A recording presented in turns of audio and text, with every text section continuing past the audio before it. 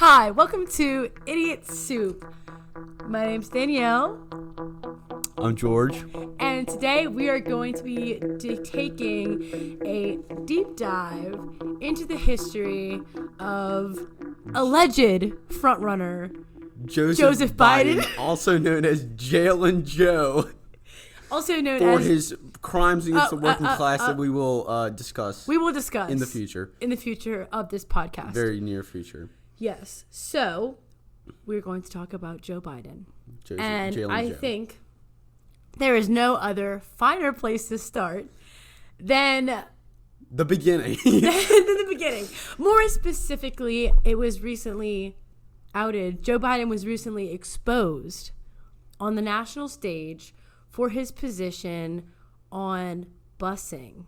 And he was outed by Senator Kamala Harris, who herself is fond of jailing people, too. Okay, we're not going to talk about Kamala Harris's tendencies to jail people. I mean, she was a prosecutor, but... To jail people. In a more literal sense. So Joe Biden is elected to the U.S. Senate at the age of 29, actually, and he becomes a senator at 30.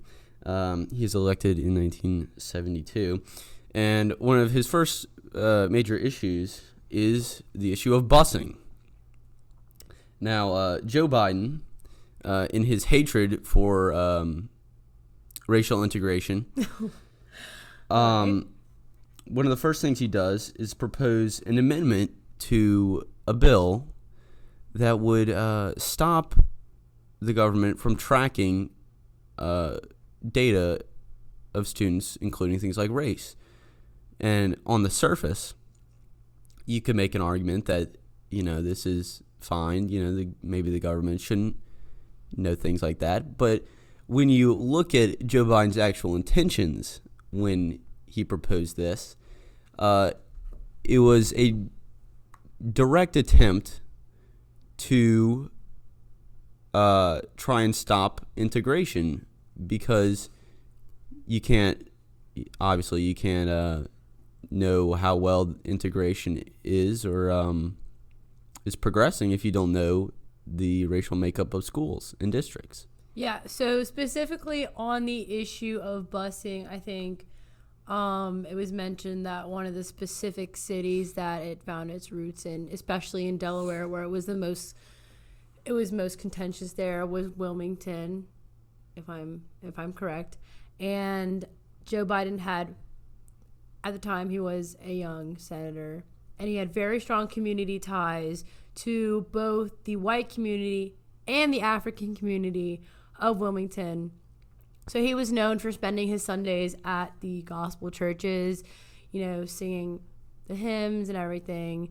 And then he was also known for simultaneously doing whatever he could in any way, shape, or form to create legislation that would end busing in the city. And he offered some sort of justification for this by saying how it wasn't fair for, especially in those cities, and this is prevalent today as it was back then, people would often choose where they would live, where they would settle down with their family based off of school districts, because your child can only attend a school in the district that they live in. And busing, the way busing was proposed would be that children would be bused to other schools in other districts in order to, during certain times of the year, in order to equalize the state of education in specific regards to, we'll just talk about Delaware. So Joe Biden stood up, and at the time he said, it's not fair for the communities in Delaware that have made their choice based off of where they want to live, based off where they want their kids to go to school. It's not fair for people who have paid for those, maybe higher real estate prices to have their children then bust into what is considered a lower quality of education. But then, that just brings up the argument was Joe Biden not thinking far enough? Because the intent of busing was to make the education equal, make it so that there wouldn't be such a discrepancy between the school districts, make it so that you couldn't essentially choose where you settle down based off of the education, because the education would be equal. So he's not, I guess, once again, it's one of those things that seems fine on the surface. It seems like, yeah, Joe Biden's argument makes sense. You shouldn't have to bus people out of their district when they specifically have chosen that. But then it goes deeper, it goes further to where if Joe Biden truly was seeking a solution to this problem, truly was seeking to equalize the education, then sure, there would be short-term disruptions, but eventually the end goal is that the equality of education exists. So I guess that he didn't really do a very good job justifying it in the moment, because he was living in a very present sense as his term of a senator. So I don't know if you have any opinions on that. So on the surface, Joe Biden can say all that stuff, but his actions in the Senate, his leading the charge against busing all across America, really kind of point to a different story, right? He was one of two people in the Senate that really led the charge against busing. Him and a man named James Eastland, who has been dubbed the voice of the white South and the godfather of Mississippi politics. Who often spoke of blacks as, quote, an inferior race. So he was racist, quote. Which we knew. I would guess so, yeah. I would guess that he was racist. But anyway, he and Eastland went on to propose a constitutional amendment to ban busing that later did fail. And Joe Biden, throughout all this, took a very states' rights approach to busing, much like Eastland did in regards to racial relations in general. And important to note that states' rights throughout history have basically been an excuse for people to be racist and generally racist, yeah.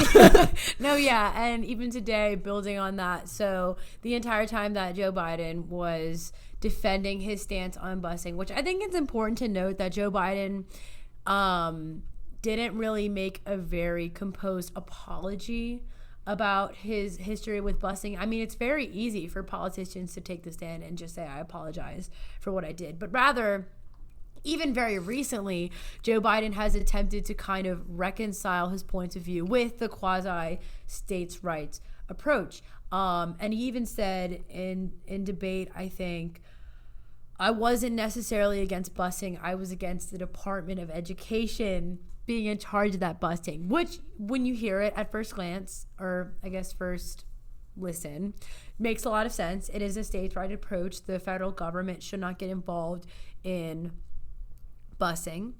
But if you just look a little closer, Joe Biden opposed busing in the 70s, and the Department of Education wasn't even an entity, didn't even exist until 1979 under Jimmy Carter.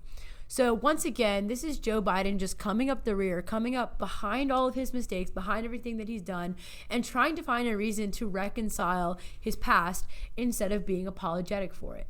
And a lot of politicians are apologetic for that past. That era of history was especially tricky, a lot of thin lines to toe, and there are a lot of politicians who nowadays have to apologize for that past. But instead of taking that I wouldn't even say admirable route, but instead of taking that more standard route of just saying, I'm sorry for what I did, Joe Biden is just making things up and making stories up that make sense in hindsight, but honestly weren't even plausible during the time that he was doing this, which I would argue is even worse than just taking the blame, taking one in the chin and moving on with your campaign.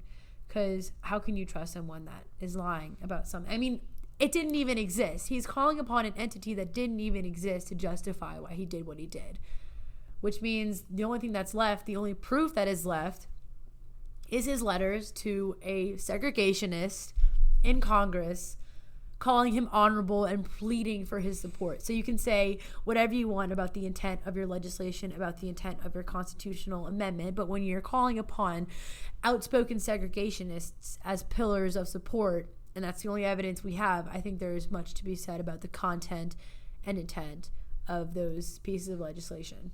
Right. Joe Biden just loved to work with segregationists. It's like one of his favorite hobbies. He long walks on the beach and working with segregationists. He of course eulogized Strom Thurmond, the man who filibustered the Civil Rights Act for 24 hours straight, as well as numerous other segregationists, and he even touted his working with segregationists as a benefit to show his civility. Yeah. And how he can cooperate with people, and I think think that blacks are an inferior race. Yeah, and I think that just goes to show not only just how, how that's all he has to call back upon in the only era of his political career that he has to reference to show how good of a politician he was is just riddled with, working with segregationists, with, anti-integration legislation. That's the only era of his political career that he sees as a viable moment. But I also think it just goes to show how out of touch Joe Biden is with the electorate. The fact that he's calling upon segregationists. I mean, and he was absolutely attacked, demolished by Kamala Harris for saying those things. And I think it just goes to show how Joe Biden is, I mean, for lack of a better term, he's out of touch. He's old news, and I would go so far as to say he in some instances has seemed pretty senile. He said some pretty cuckoo things, I would argue. And we're gonna get to Joe Biden's gaffes later. Oh yeah, the whole long list of them. The Lamborghini of gaff machines. We'll get to that. Right. But Joe Biden's seeming hatred of or maybe not hatred, but sort of a light animosity towards black people. Kind of persists. I don't think you can have a light animosity. It kind of persists throughout his legislative career. Absolutely. As you'll see with our next topic. Yes. Of Joe Biden's career, which is the Comprehensive Crime Control Act of 1984, which itself is the precursor to Joe Biden's landmark piece of legislation, his 94 crime bill. Oh, the 94 crime bill. So the Comprehensive Crime Control Act of 1984 was the first big real rework of American criminal justice since the early 1900s. And it basically strengthened penalties all across the board. It reinstated the federal death penalty and increased or strengthened civil asset forfeiture. Oh, I hate civil asset forfeiture. And today on Joe Biden's website, if you go to joebiden.org, I think, and you go to his list of policies and platforms, I'd say high up on there on the website is abolishing the death penalty, which he so thoughtfully brought back to our country. So he just likes to undo a lot of the things that he's done. Yeah. And one of the greatest examples of that, moving on from 84, is the Anti-Drug Abuse Act of 1986. So this has come up especially in the news a lot lately with the gentrification of drugs and the moving of what is considered, illegal drugs into the, I guess, white culture, is a crack cocaine disparity. So the crack cocaine disparity is 100-1, which means that in order to have the mandatory minimum sentencing for possession or distribution, et cetera, of crack and cocaine, you have to possess 100 times the amount of cocaine. 100 times the amount of crack for it to be a mandatory minimum sentencing for cocaine. So just simple math. This is not the actual statute, but if you have 1 ounce of... No, it's 5 grams versus 500 grams. Yeah, okay. So if you have 5 grams versus 5, I don't know the actual numbers, but if you had, so it's 5 to 500. So the reason that this is an issue is because cocaine is a drug that is specifically included in more white communities, and crack it afflicts more African American communities because cocaine is purely just more, it's more filtered or something. I don't really know the actual science behind it, but they're the same drug. Yet the disparity between the crack sentencing and cocaine sentencing it's just an astronomical gap between the two, and it heavily afflicts African American communities. And once again, another thing on Joe Biden's website is that he wants to end this crack cocaine disparity sentencing, which first started with the Anti-Drug Abuse Act in 1986, in which he was a co-sponsor or co-legislator. He was a big supporter. He was big. I'm pretty sure he was writing it.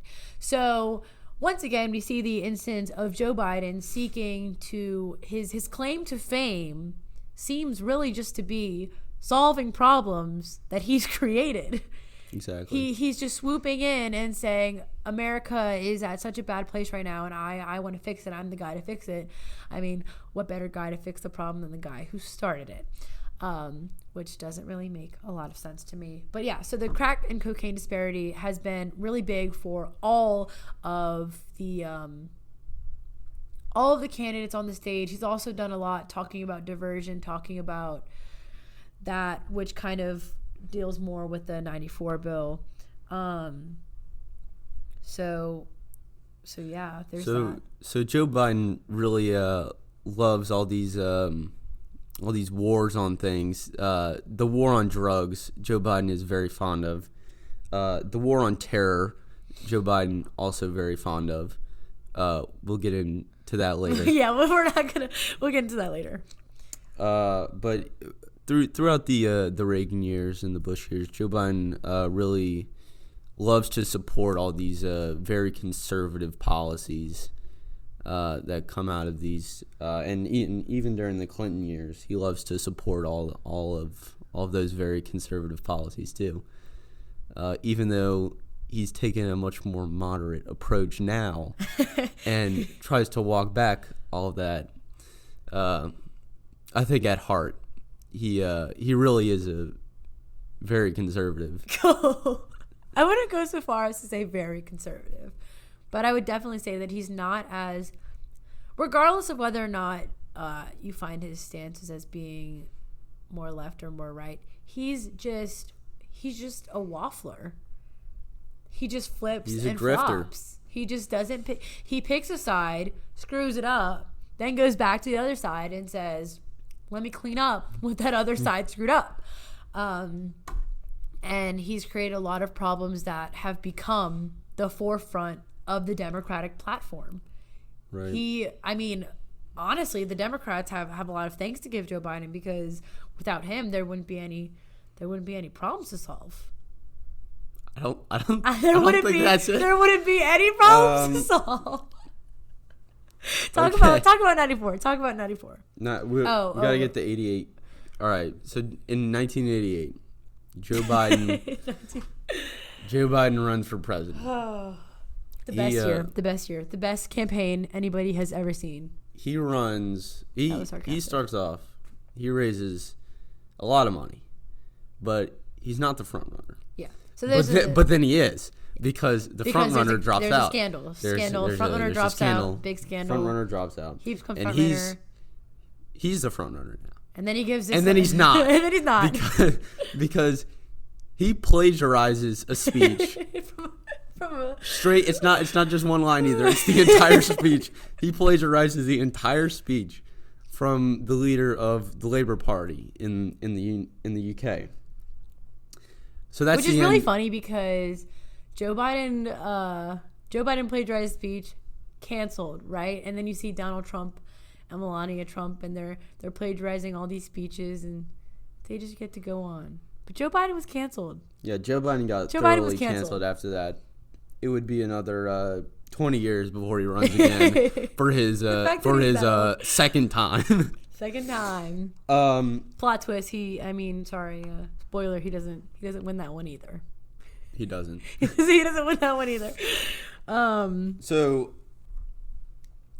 So, into the presidency of George H.W. Bush, we get a blockbuster moment for Biden at the confirmation of Clarence Thomas and the Anita Hill hearings.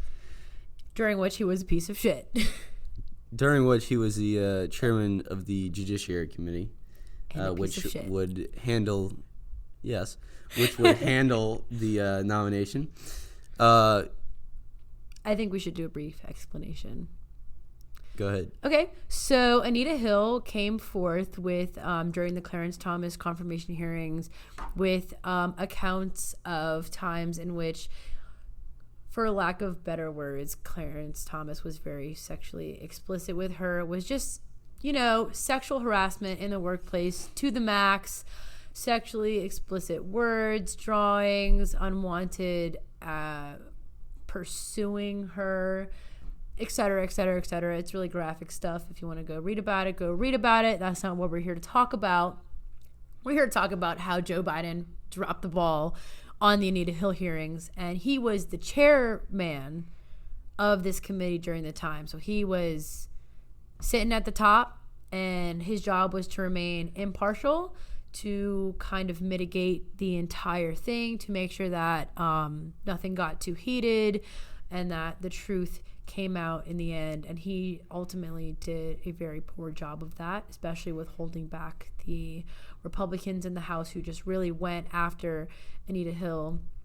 This was, of course, before the birth of the modern Me Too movement. So this was one of the very first instances of a woman ever standing up in public to such a prominent figure as Clarence Thomas was, a prominent figure, very highly regarded by those who worked on the Hill and worked with him or around him.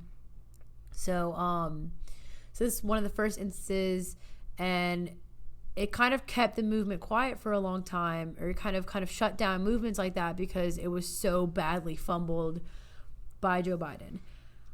And that came up again when we saw like past mirroring the present, when Justice Kavanaugh was in his confirmation hearings. Joe Biden spoke out about it. He spoke out about the entire instance, and a lot of people felt that he didn't have the right to talk about that when he very clearly didn't do what he was supposed to do with Anita Hill. And again, this is another thing that Joe Biden tried to justify instead of just saying, I'm sorry.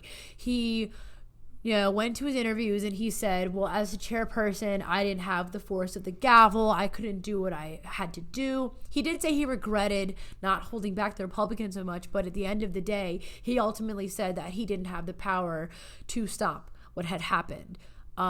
But he refused to call witnesses that could corroborate Anita Hill's testimony. He refused to hold back the questioning in that area. So he did have power that he didn't exercise, and he just didn't apologize for it. He just once again said that it wasn't his fault, that times have changed. He said that the 26 years difference, whatever, I think, between Blasey Ford and Anita Hill or something, and he just said that times are different, and that seems to be one of his favorite arguments, is that times are different. But we're electing the next president for now, so times are different. It's not Joe Biden. And on the day Joe Biden launched his 2016 campaign, he actually did apologize to Anita Hill, and she rejected his apology. And if you went on Twitter, you could see trending at the top, Anita Hill. Number 2, Joe Biden. Number 3, Joe Biden 2020.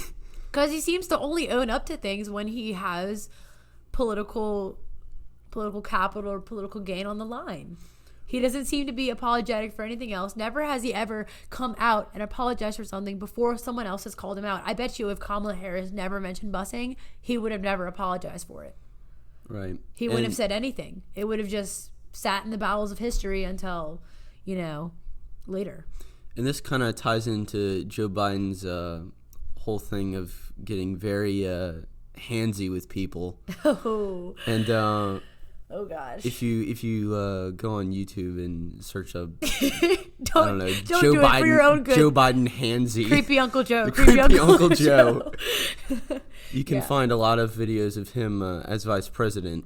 Like we said, there getting should be very handsy with a lot of senators' daughters. there should be another hearing, but Joe Biden Yes. should be he should be the one in the hot seat. He should be the one. And if you saw that video that Joe Biden, the Joe Biden apology video where he apologizes for this stuff, and then Donald Trump tweets out something where it's Uncle Joe creeping on Uncle Joe. Giving the man a taste of his own medicine. Whether or not you agree with Donald Trump, it was comedic gold. I agree, it was comedic gold. But there is more, and despite the fact that Joe Biden's career could have honestly been canceled right then and there, could have been done, it did progress. It progressed. Straight into the Clinton years. Straight to the Clinton in years. which he continued to be terrible at everything. So during the Clinton years, he loved to support terrible legislation. Things like his infamous '94 crime bill, which we're definitely going to talk about. We're definitely going to talk about We're that going to come back to all of these. The Defense of Marriage Act. He gutted welfare. He supported NAFTA, and he supported the intervention in Bosnia and Serbia. And he supported repealing Glass-Steagall. So, well, I guess we'll start with the elephant in the room. The 94 The 94 crime bill. Okay, so brief explanation. The 94 crime bill is most infamous for the 3 strikes you're out policy, which is if any person with a violent offense has 2 more offenses of any kind, they have life in prison. So this was specifically afflicting people with drug charges. Sent a lot of people to jail for life for possession of drugs, and absolutely contributed to the mass incarceration epidemic that happened during the 90s. Definitely contributed to the disproportionate levels of African Americans in prison versus white people in prison. Actually, during the 90s, the amount of white people in prison decreased. African Americans and Hispanics were the only numbers that increased. So that just shows you how the implementation of that bill specifically occurred. And there were some good parts to the bill. He didn't write those, though. He didn't write those. There was the Violence Against Women Act, a 10-year ban on assault weapons and funding for firearm background checks and grant programs to local police. But he didn't write any of that. He wrote the terrible parts. He wrote the bad part. He wrote the didn't 3 do strikes you're out, and that is what he's most known for. If you look at a chart of the incarceration rate over time, you can see exactly when they pass it. In 94, it just goes up. It's astronomical. I mean, it's like it's a straight line up. Yeah, and it's been decreasing recently. Not as a result of the 94 crime bill. No. As a result of other legislation. But it's one of those things, again, if you look at Joe Biden's website, there is a piece on his website that says one of his main goals is to take nonviolent offenders out of prison, is to get those people out of prison and into diversion. And he's one of the people who put them in prison in the first place. I mean, I bet you there's definitely people serving out life sentences that wouldn't be serving out life sentences if it weren't for Joe Biden. Definitely. And those are the very people that he is asking their families, he's asking their communities, vote for me because I want to get them out of prison. I mean, and it's just honestly absurd that's what it's become. So if you want to talk about the rest of Joe Biden and Clinton. All right, moving on. Joe Biden supported the Defense of Marriage Act, which was the federal ban on gay marriage.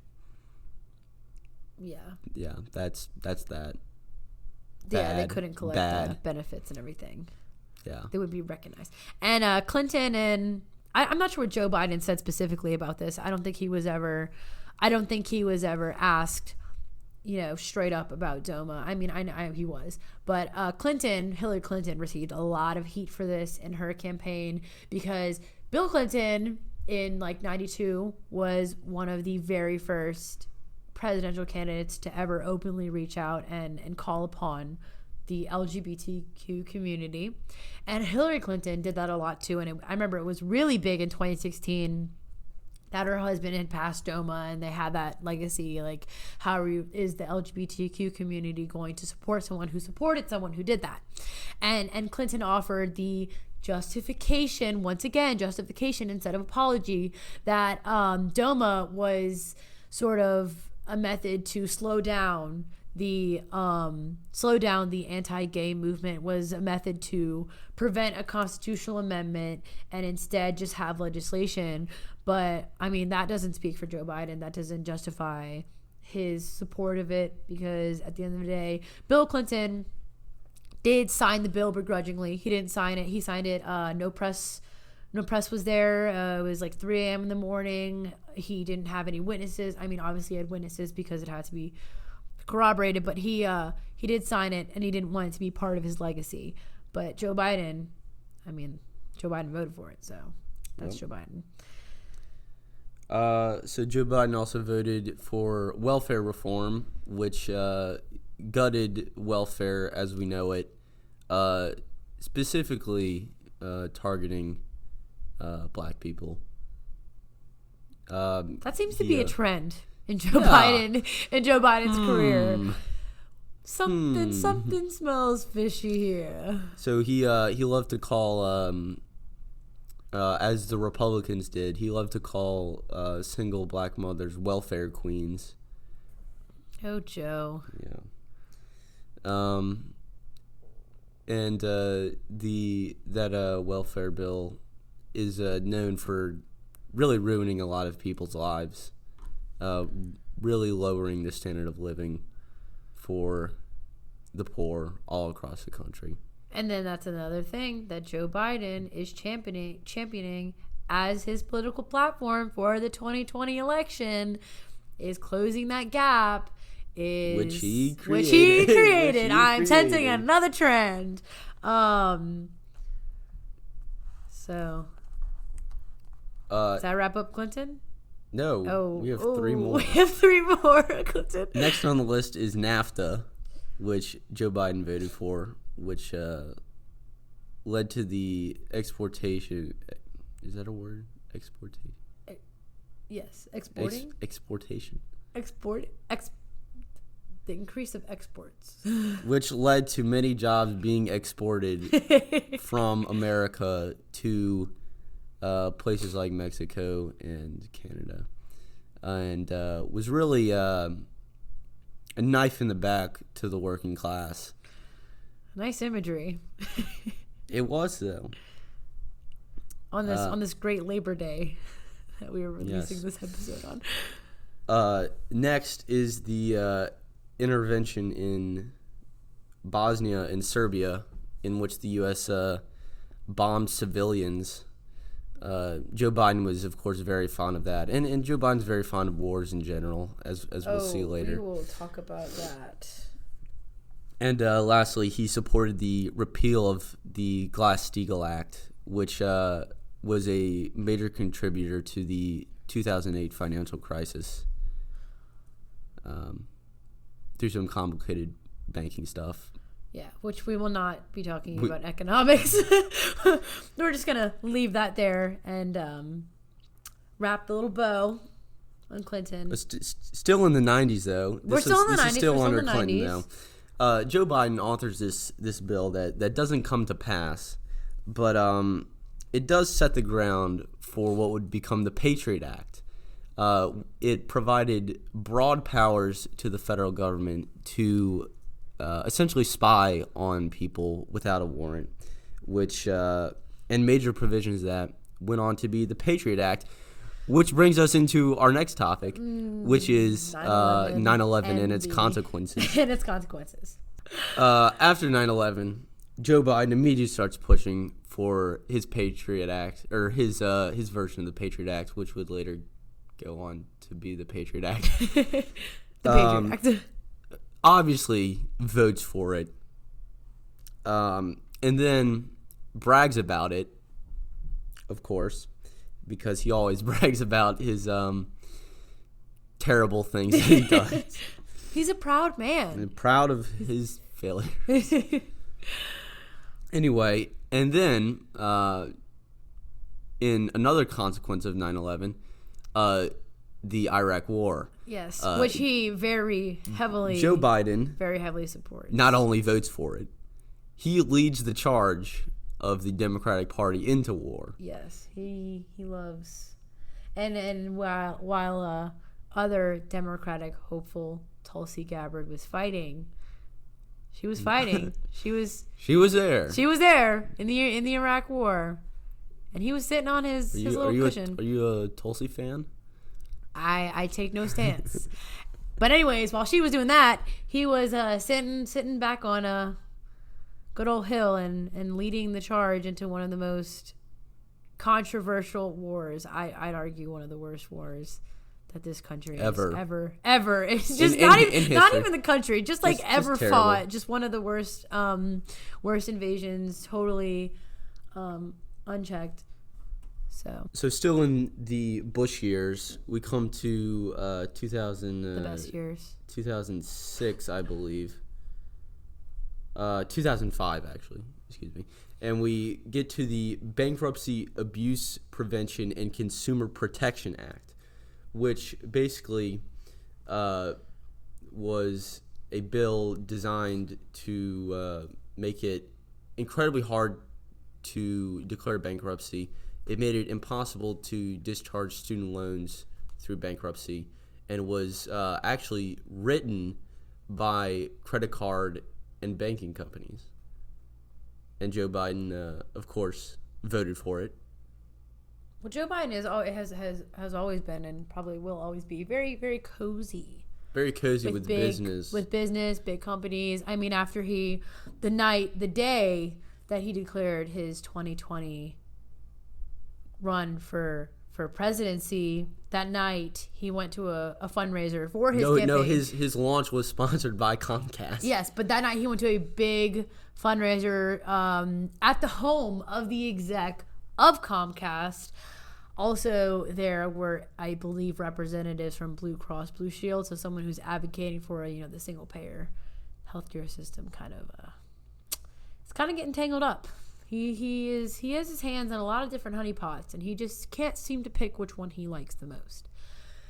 So I think that 2005 brings us perfectly into 2008, which is Joe's second run. Second of three, and third time's the charm is what they say, but second was not. Right. So he obviously is not the president. 2008, he obviously I know I crashes out in a terrible manner. I know I spoiled it earlier, but sorry about that. And somehow, through some miracle, he gets chosen to be Obama's vice president. Because for a very important reason. Because he is thoroughly uninspiring and boring. Hey, wait, he was pretty inspiring when he gave that speech in '88. That plagiarized speech was pretty inspiring. Anyway, he gets chosen because not because he's good at anything, but because he's thoroughly uninspiring. He's just a generic white guy. Which I think, again, builds into the gigantic question of electability. Everyone wants to know who can be Donald Trump. And guess what? It's probably not Joe Biden. Because if America had wanted Joe Biden to be their president, they would have elected him before his third run. He would have been elected before his third run. They had two chances to choose him, and they didn't. They chose someone who was more charismatic. They chose someone who didn't plagiarize speeches, and they chose someone who had a more reputable record. I guess depends on what you think of whoever was. We're not going to get into that. So that just goes to show that he lacks the character, the zeal, the charisma that is needed to be the president of the United States of America.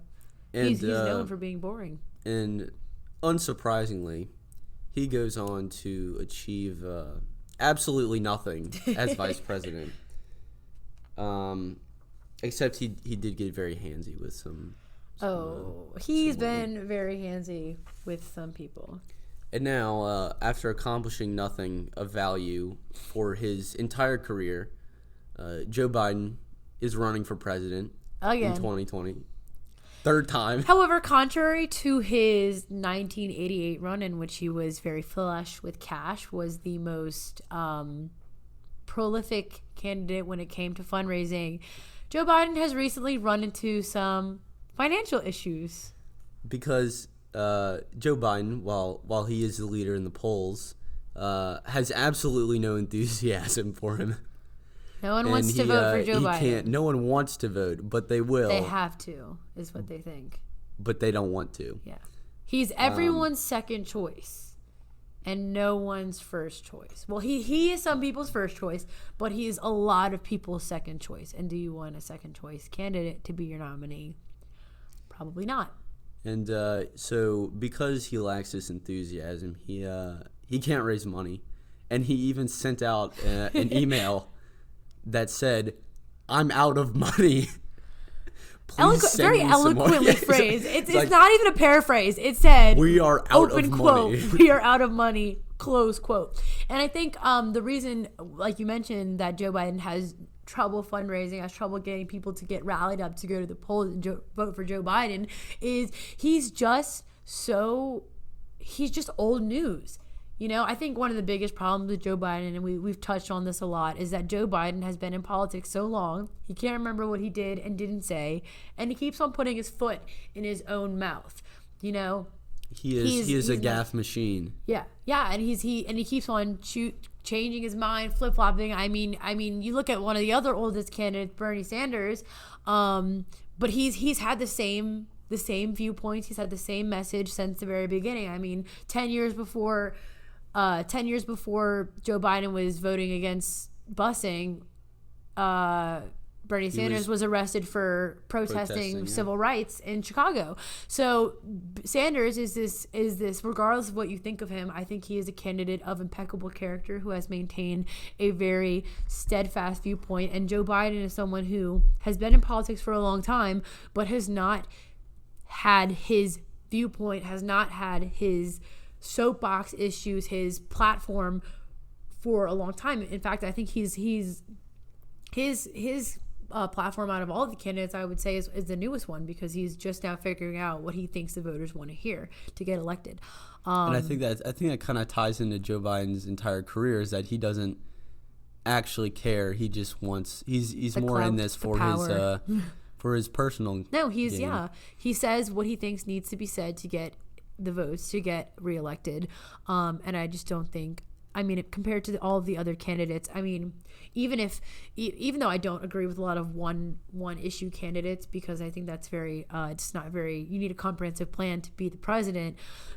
At the very least, the one issue candidates actually care about their candidate, their platform that they've chosen, their issue that they've chosen, and they have a lot of passion for it, a lot of zeal for it. But Joe Biden seems to just sit back and say either whatever his campaign manager is telling him to say, or whatever the flavor of the day seems to be in the polls.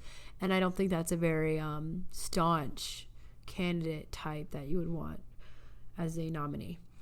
And in general, Joe Biden, of course, the gaffe machine, seems to be self-proclaimed gaffe machine. He's proud of it. He wears it as a badge of honor.